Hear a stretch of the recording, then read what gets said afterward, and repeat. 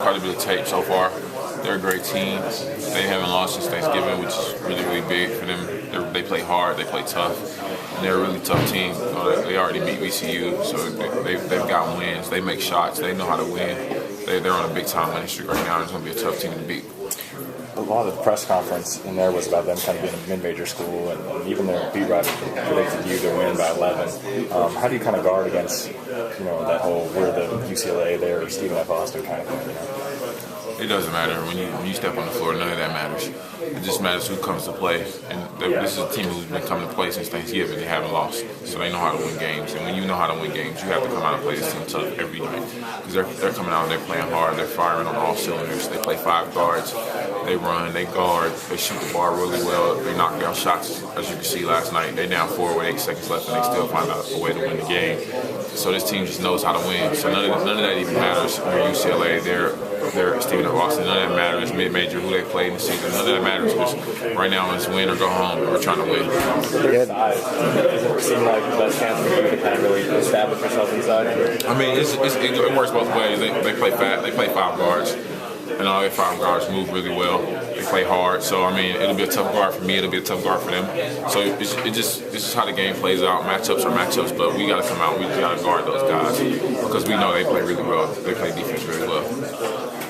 You guys have been pretty good at limiting turnovers, but they're one of the best teams at forcing turnovers in the country. What's the key to kind of keeping it safe like that, being consistent in that way? Yeah, we just have to play with our heads in the game. They're going to pressure us. They're a pressure team. They play 5 guards. They like to play really, really fast.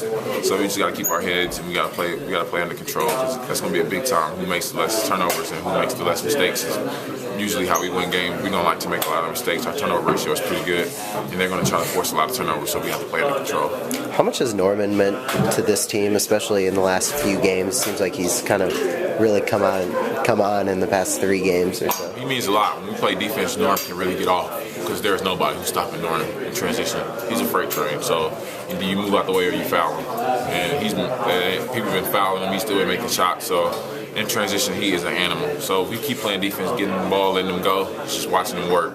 It's a beauty to watch him in transition because I've been on the other end of that in practice, and that's not a beautiful sight to be on. So it's just watch him do it to other people. It's really, really fun. It seems like he's been more aggressive, lately. Is that just maybe confidence on his part, or maybe he knows that this is the time of year he has to? Exactly, get up definitely. And when we guard the way we've been guarding, he gets out and he's in open floor, he's in transition. And stopping Norman in transition is really, really tough. So when we get out and guard and he gets out and he runs, man, it's fun. It's really, really fun. And his confidence is getting better and better. He's knocking down the 3 now. He's just doing a lot more things. And as long as Norm has confidence, we're a tough team to beat. He knows they can't stop him, I guess. Exactly. Yeah, he does know that. He knows I'm really the only person who can really stop him in transition. But we can talk about that later. What kind of mindset do you going into a game like this where you've got such a size advantage on the other team? What kind of mindset do you have to have going into the game?